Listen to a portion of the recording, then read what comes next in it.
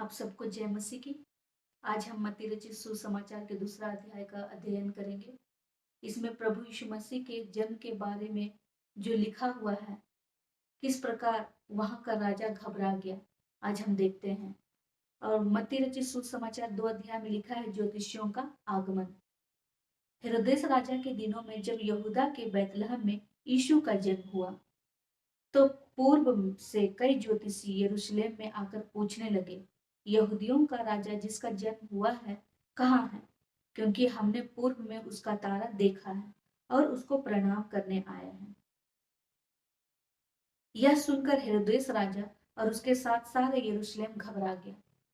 घबरा इसलिए गया क्योंकि वो राजा था और राजा का जो गद्दी था वो छीनने वाला था। क्योंकि कोई और राजा जन्म लिया है तो राजा को डरना स्वाभाविक है, क्योंकि उसका पद, उनका गद्दी छीन जाता। और उनके साथ साथ वहां के लोग भी घबरा गए। वो सोचने लगे कि एक और राजा कहां से आया। तब उसने लोगों के सब प्रधान याजकों और शास्त्रियों को इकट्ठा करके उनसे पूछा, मसीह का जन्म कहाँ होना चाहिए? उन्होंने उससे कहा, यहूदिया के बैतलहम में, क्योंकि भविष्यद्वक्ताओं के द्वारा यूं लिखा गया है, हे बैतलहम, तू जो यहूदा के प्रदेश में है, तू किसी भी रीति से यहूदा के अधिकारियों में से सबसे छोटा नहीं, क्योंकि तुझ में से एक अधिपति निकलेगा जो मेरी प्रजा इज़राइल की रखवाली करेगा। तब हेरोदेस ने ज्योतिषियों को चुपके से बुलाकर उनसे पूछा कि तारा ठीक किस समय दिखाई दिया था, और उसने यह कहकर उन्हें बैतलहम भेजा, जाओ उस बालक के विषय में ठीक ठीक मालूम करो, और जब वह मिल जाए तो मुझे समाचार दो, ताकि मैं भी आकर उसको प्रणाम करूं। वे राजा की बात सुनकर चले गए, और जो तारा उन्होंने पूर्व में देखा था वह उनके आगे आगे चला, और जहां बालक था उस जगह के ऊपर पहुंचकर ठहर गया। हेरोदेस राजा को तो चिंता हो गई, क्योंकि उनका गद्दी छीनने पर था।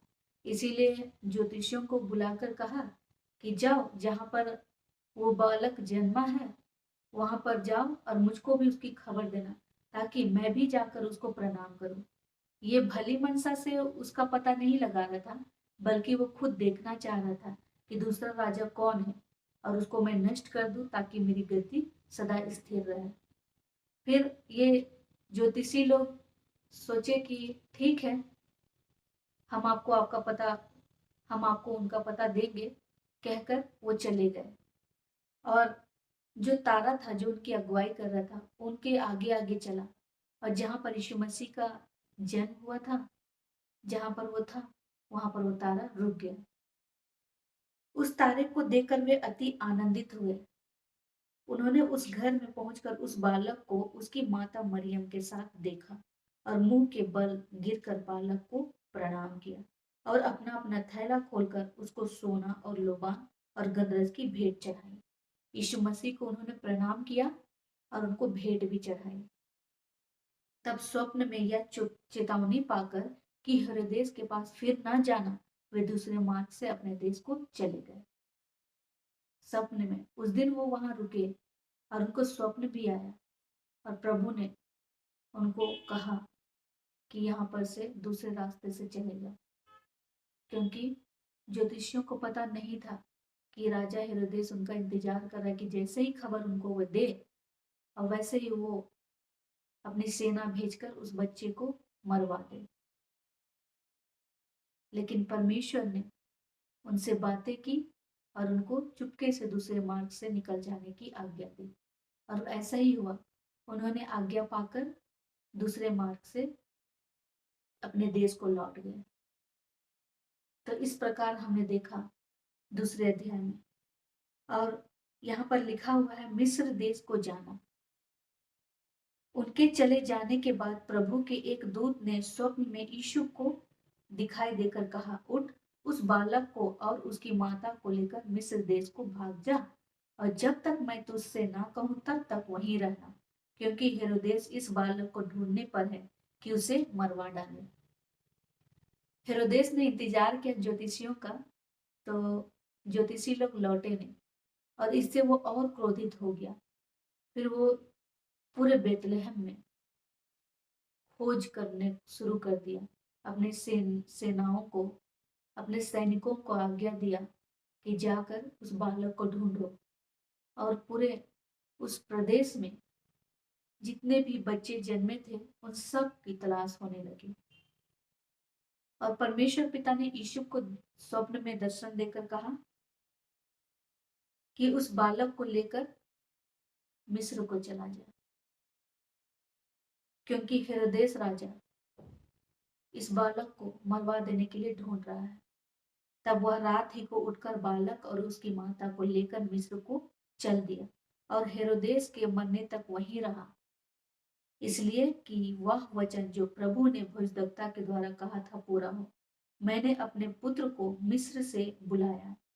जब हेरोदेस ने यह देखा कि ज्योतिषियां ने उनके साथ धोखा किया है, तब वह क्रोध से भर गया और लोगों को भेजकर ज्योतिषियों द्वारा ठीक ठीक बताए गए समय के अनुसार बैतलहम और उसके आसपास के स्थानों के सब लड़कों को जो 2 वर्ष के या उससे छोटे थे मरवा डाला। हेरोदेस ने सब छोटे बच्चों को मरवा डाला, क्योंकि उसको पता नहीं था, क्योंकि ज्योतिषियों ने भी उनको खबर नहीं दी थी, तो उनको पता नहीं था। वो एक अपने अंदाजा स्वरूप में वहां पर जितने बच्चे जन्म हुए थे 2 वर्ष से कम के थे उन सबको मरवा डाला। तब जो वचन यिर्मयाह भविष्यद्वक्ता के द्वारा कहा गया था वह पूरा हुआ। रामा में एक करुण नाद सुनाई दिया, रोना और बड़ा विलाप। जब बच्चों को मारा गया तो वहां पर कोलाहल मच गया। उनकी माताएं बिलक बिलक कर रो रही थी। वहां पर करुण करुण नाद भर गया। राहेल अपने बालकों के लिए रो रही थी और शांत होना ना चाहती थी, क्योंकि वे अब नहीं रहे, क्योंकि हेरोदेस ने सबको मरवा डाला और राहेल राहेल के सारे बच्चों को मरवा डाला। और वो रो रही थी, बिलक बिलक कर रो रही थी, क्योंकि उसका बच्चा अब नहीं था। तो इस प्रकार हम मत्ती रचित सुसमाचार 2 अध्याय में देखते हैं कि कैसे यीशु मसीह का जन्म हुआ और कैसे वहां का राजा इसको ढूंढते हुए सारे बच्चों को मरवा दिया। परमेश्वर की योजना भी अद्भुत है। उन्होंने यीशु मसीह को वहां से निकाल लिया और मिस्र देश को भेज दिया। परमेश्वर का अनुग्रह हम सबके साथ है। इस प्रकार हमने जीवित वचन को जाना है। प्रभु का धन्यवाद।